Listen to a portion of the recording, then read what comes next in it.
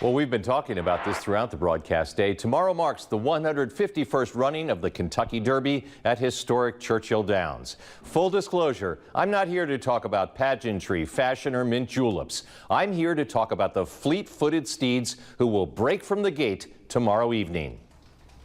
This is go time at Churchill Downs. Each morning, the sun blooms above the famous racetrack, purple and pink streaks stretching ever outwards into the rich blue. Sunrise at Churchill Downs is at once ordinary and extraordinary. But let's get this out of the way right off the bat. Six-time Derby winner Bob Baffert is back after his extended suspension for a drug violation. He's thinking of his late parents this year. There's a lot of great memories that I've had here, and you know, when I had my parents here, and I think about I'm so happy that I got to share, you know, my successes when they were here to see it, winning the Derby. So that's when I get emotional on race day. Baffert has two colts in the race, including 2-year-old champion Citizen Bull, a strapping steed that nearly always finishes on top. But last time out, he finished fourth in the Santa Anita Derby, soundly defeated by Mike McCarthy's Journalism. Journalism overcame a wretched trip in that race and still came home first.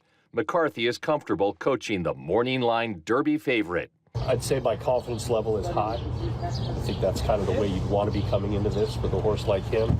Last year, we kind of got in here through the back door, winning the Jeff Ruby and a turf horse running on the dirt for the first time, but this is a totally different animal altogether. Didn't see much of you guys here last year. So yeah, a little bit different, but the horse gives us a lot of confidence, just the way he trains, everything about it. And then there is Sandman, a beautiful gray son of preeminent sire Tappet. Sandman won the Arkansas Derby and is almost assuredly going to love the 1 1/4 Kentucky Derby. After Sandman turned in a solid morning breeze at Churchill, trainer Mark Casse was upbeat. We're not looking for anything spectacular.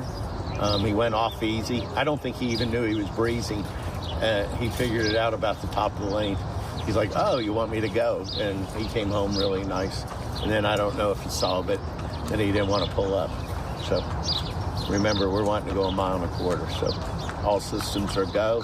These are all exceedingly talented horses. That's why they're all in the world's most famous horse race. I will offer you one more colt to keep an eye on, the Japanese speedster Admire Daytona. The Japanese horses appear to be more talented each year, and Admire Daytona could turn into a 30-to-1 long shot surprise. And Andrew, the Japanese are coming. They might not do it this year, but their breeding is amazing. They're going to win the Derby. And if you had bets today, what's your bet? Well, Journalism is my pick, but if it rains, I may go with Sandman. And it looks like it is going to rain, at least for a good chunk of at least the daylight hours. Hopefully we can get the raindrops out before the main race shortly before 7 p.m. And there is even the possibility, George, of maybe a delay at some point tomorrow due to some lightning, likely some heavier downpours around throughout the race with temperatures sitting in the lower 60s.